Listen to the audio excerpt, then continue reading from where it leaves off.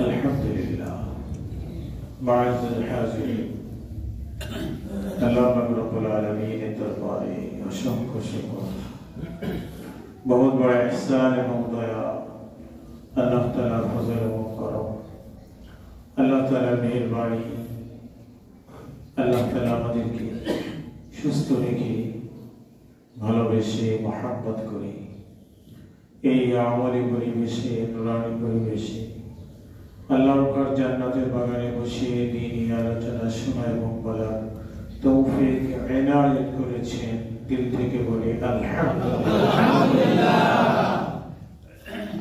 মাআযিল হাজিরিন, আমি আপনাদের মাঝে সুপরিচিত একটা সূরা তেলাওয়াত করেছি, সূরাতুন নাসর। এই আয়াতের সাথে সামঞ্জস্য রেখে রাসূল আরবি সাল্লাল্লাহু আলাইহি ওয়াসাল্লাম অসংখ্য হাদিসে মুবারাকা থেকে একটা হাদিসে মুবারাকা তেলাওয়াত করেছি।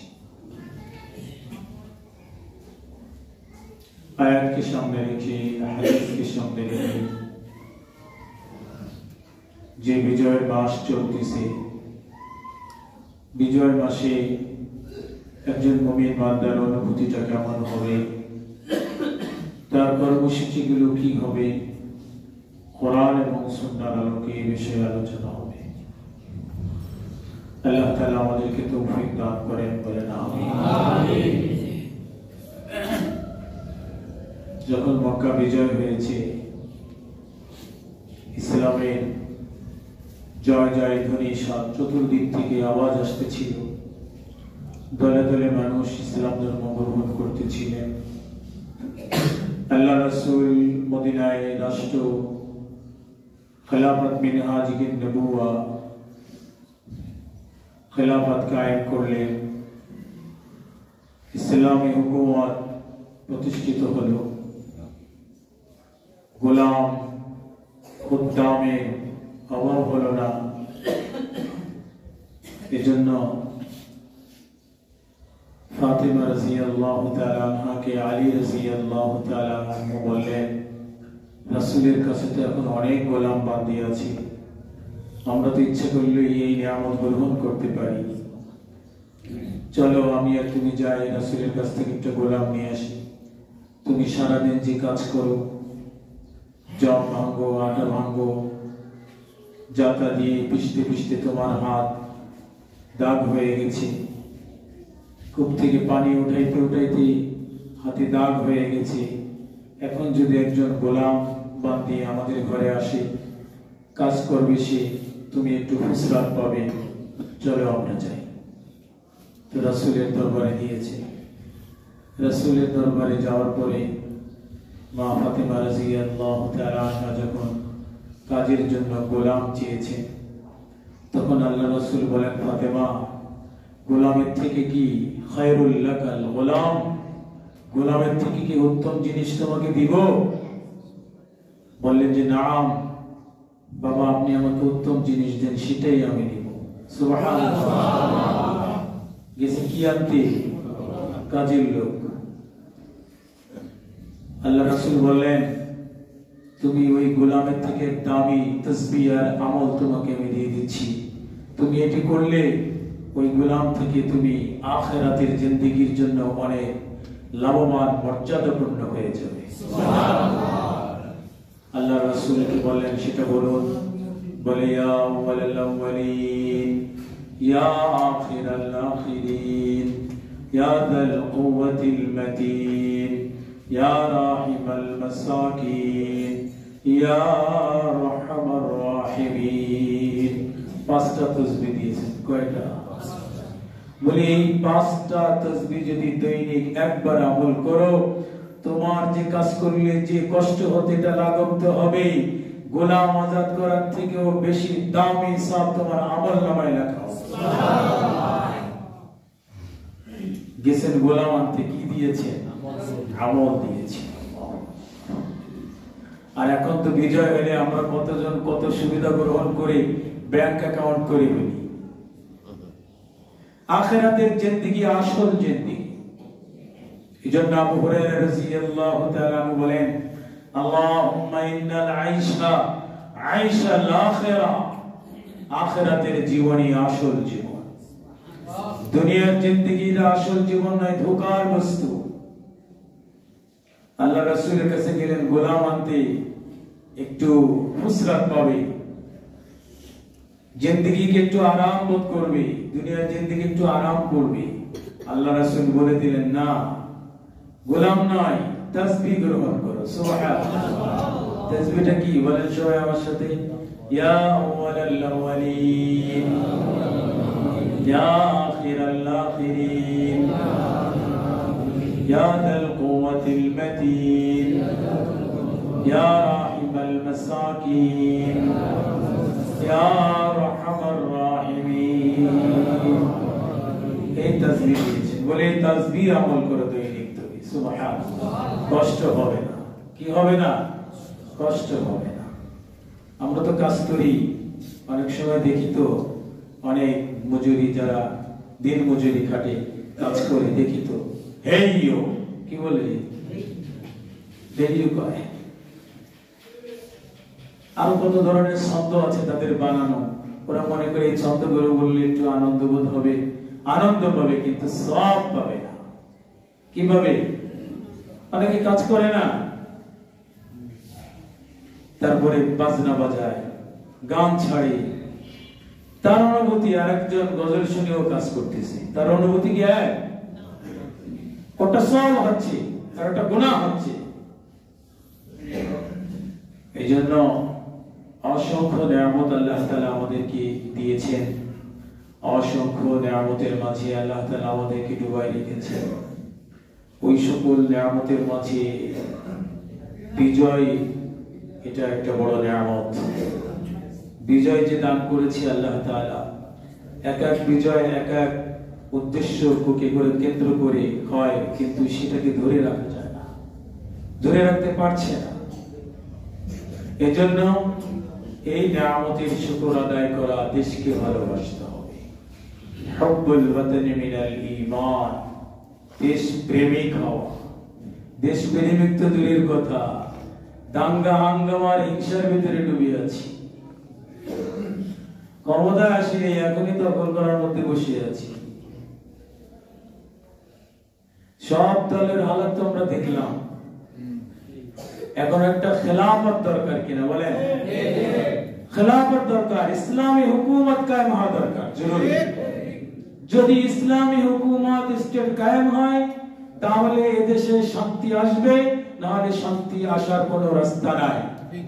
যত রাস্তা দেখেন, সব রাস্তার ভিতরে অশান্তি আর দাঙ্গা হাঙ্গামা আর মারামারি ছাড়া আর কিছুই না। চুরি ডাকাতি রাজনীতি চিন্তা এগুলো ছাড়া কিছুই হবে না।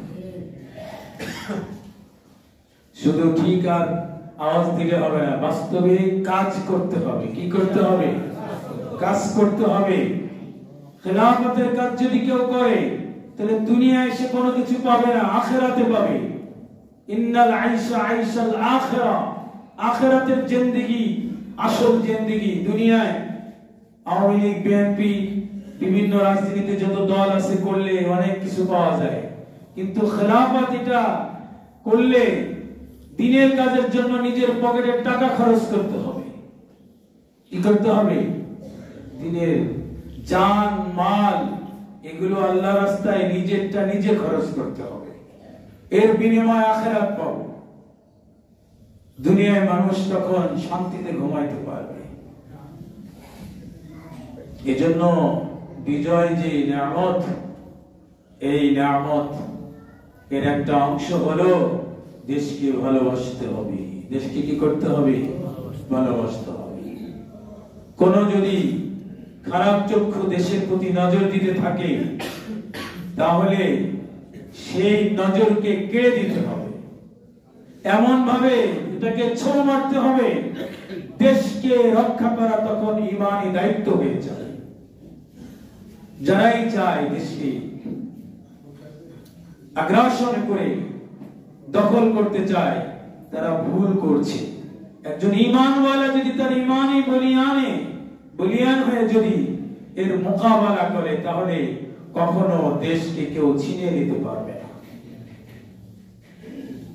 এজন্য আল্লাহ রাসূল দেশকে ভালোবাসছে, আল্লাহ রাসূলের মাতৃভূমিকে ভালোবেসেছেন, জন্মভূমিকে ভালোবেসেছেন।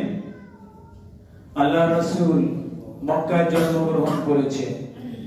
আল্লাহ রাসূল যখন মক্কা থেকে মদিনায় হিজরত করে যান, হিজরত করে যখন যাচ্ছিলেন তখন তিনি রাগিবে মনজিল বলা হয়, যাওয়ার কথা হলো একদিক দিয়ে মদিনায়, ঘুরে একটু ঘুরে কৌশল অবলম্বন করে ঘুরে তারপরে উনি মদিনার দিকে যাচ্ছেন। ঘুরে যখন আসতেছিলেন তখন রাগিবে মনজিল বলা হয়। যারা হাজী সাহেবান মসজিদে আয়েশায় গিয়েছেন তারা দেখে থাকবেন মসজিদে আয়েশার কাছেই রাগিবে মনজিল। এই জায়গা থেকে দাঁড়ালে পুরো তখন বাইতুল্লাহ সরাসরি দেখা যেত। সুবহানাল্লাহ। আল্লাহ রাসূল যাচ্ছেন আর তাকাচ্ছেন আর চোখের পানি ছেড়ে দিচ্ছেন যে এখানে আমার মাতৃভূমি, আমার পূর্বপুরুষ এখানে ঘুমিয়ে আছে, বাইতুল্লাহ আল্লাহর ঘর এখানে স্থাপিত হয়েছে। এই ঘরের খেদমত আমার করার অনেক ইচ্ছা ছিল, কিন্তু প্রচন্ড যুবকরা আজকে বাধ্য করেছে, তাই আমি চলে যাচ্ছি। আল্লাহ রাসূল যখন কান্না করতেছেন, জিবরিল আমিন হাজির, ইন্নাল্লাযী ফারাদা আলাইকাল কুরআন লারাদুকা ইলা মাআদ।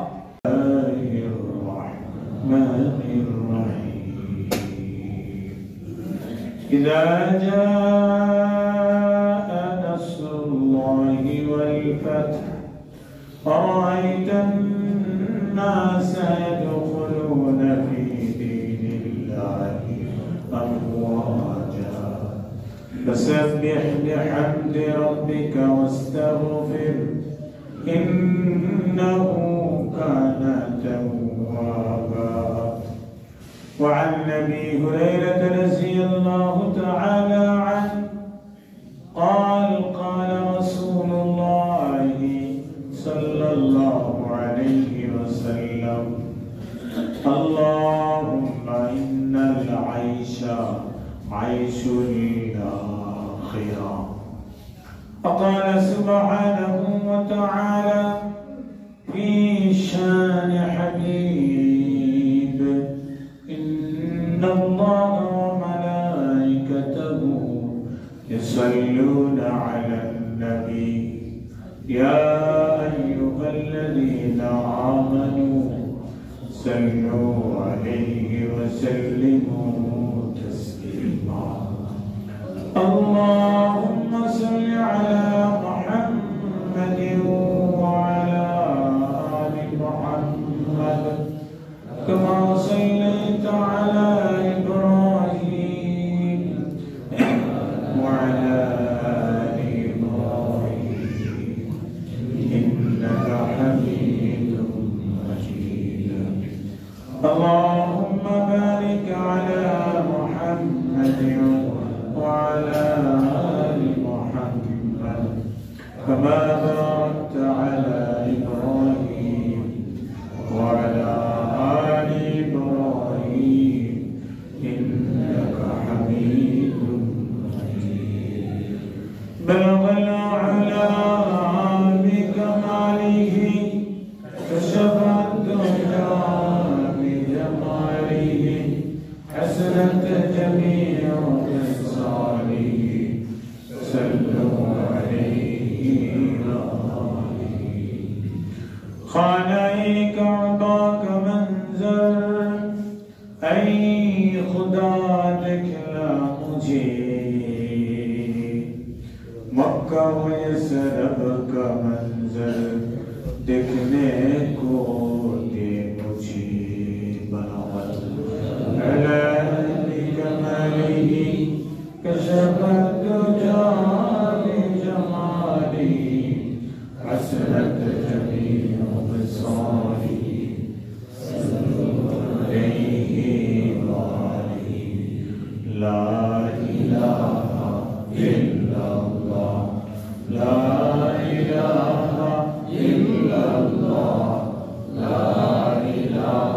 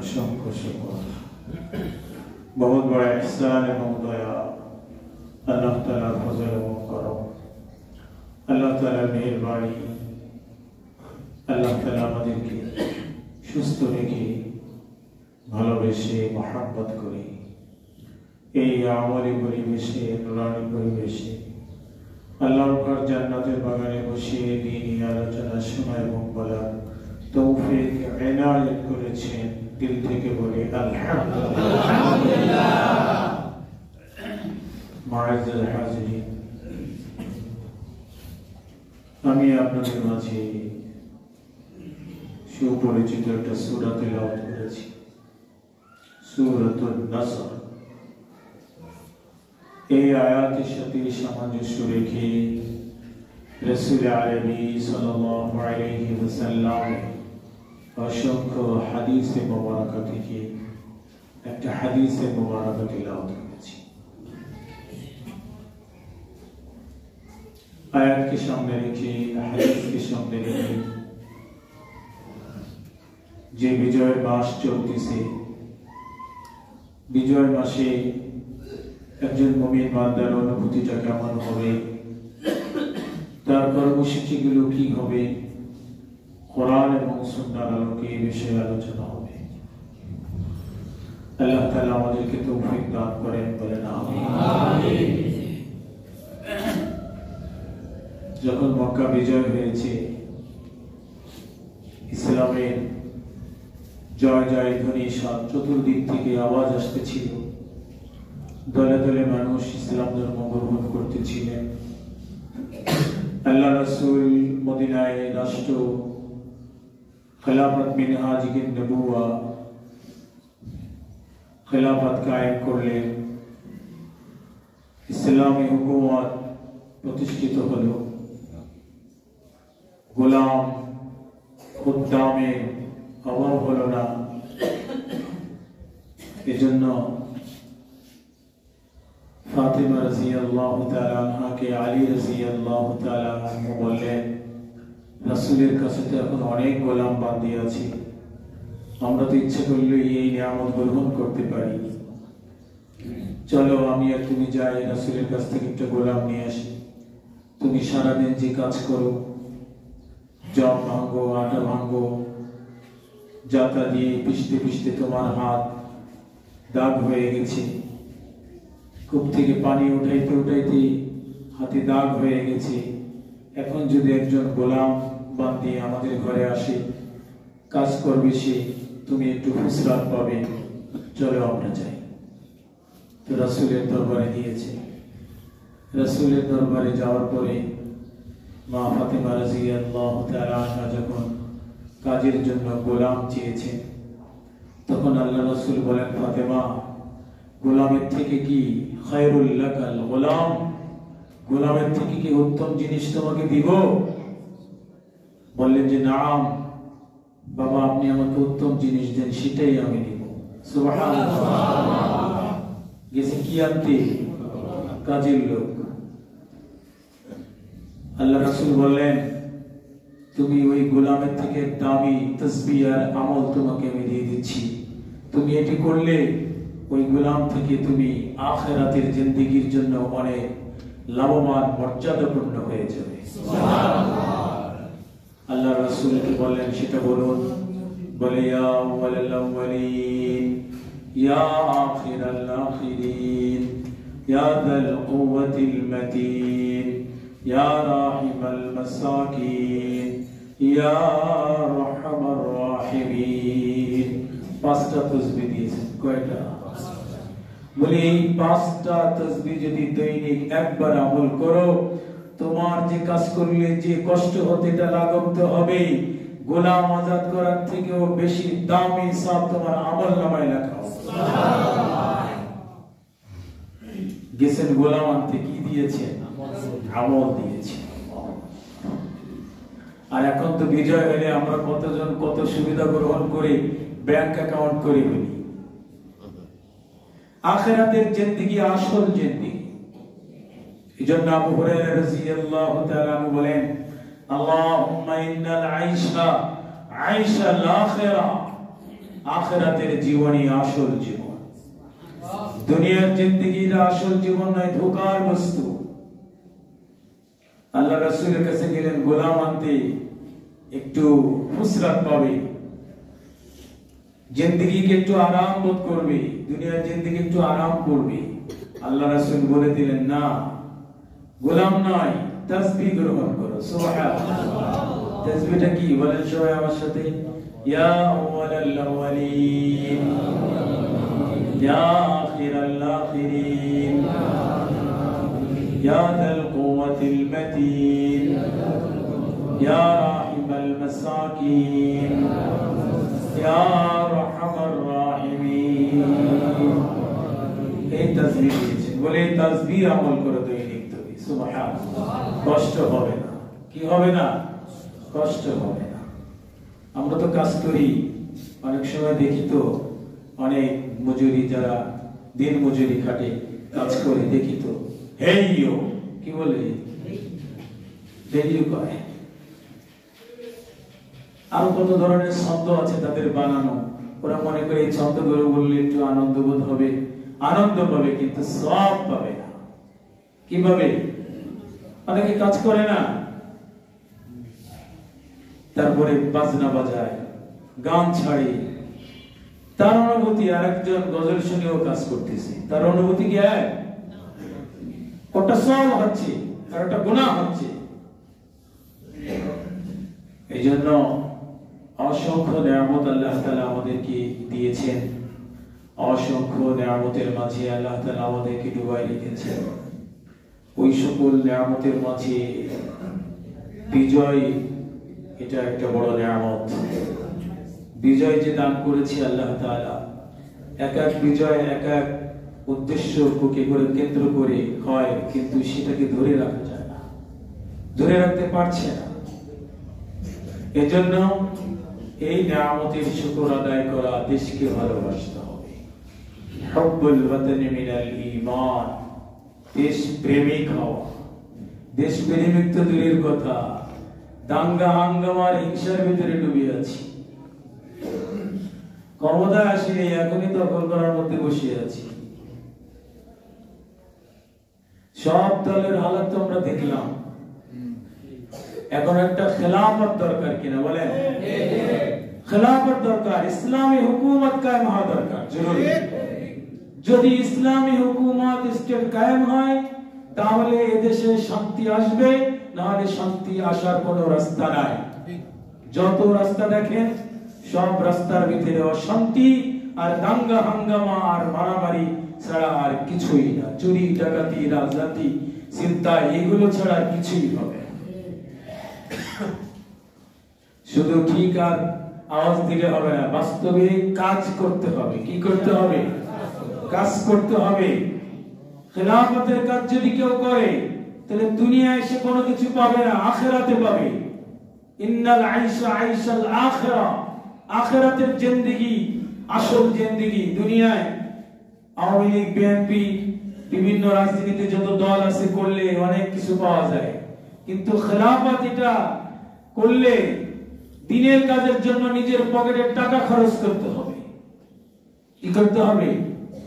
প্রতিদিনের জান মাল এগুলো আল্লাহর রাস্তায় নিজেরটা নিজে খরচ করতে হবে, এর বিনিময়ে আখিরাত পাবো।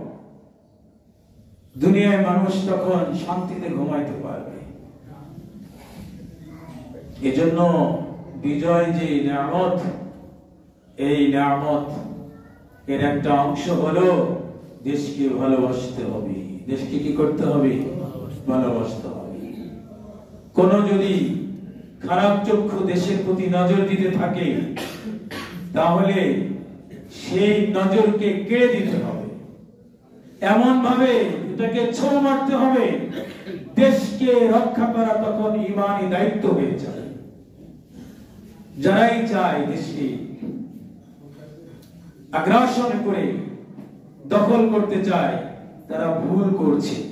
একজন ঈমানওয়ালা যদি তার ঈমানই বলিয়ান হয়ে যদি এর মোকাবেলা করে, তাহলে কখনো দেশকে কেউ ছিনিয়ে নিতে পারবে না।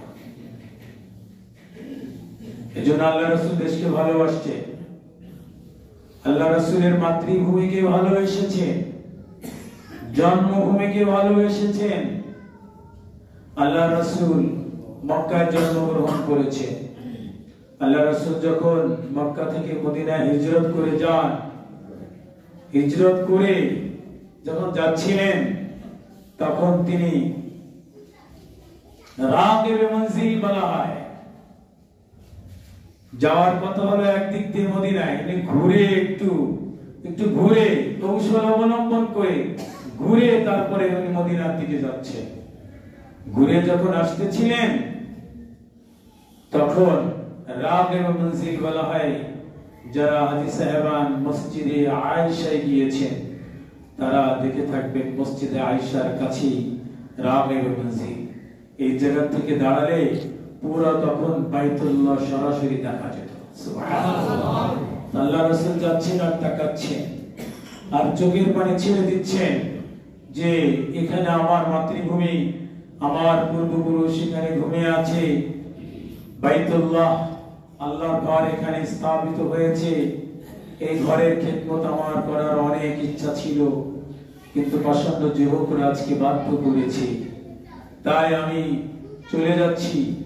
আল্লাহ রাসূল যখন কান্না করতেছিলেন, জিবরিল আমিন হাজির, ইন্নাল্লাযী ফারাদা আলাইকাল কুরআন লারাদুকা ইলা মাআদ, যাচ্ছেন, আমি ওয়াদা দিচ্ছি আপনার সাথে, আপনি খুশি হয়ে যাবেন, আপনি আবার এই বাইতুল্লাহর ক্ষমতা আপনার হাতে আমি দিব। সুবহানাল্লাহ।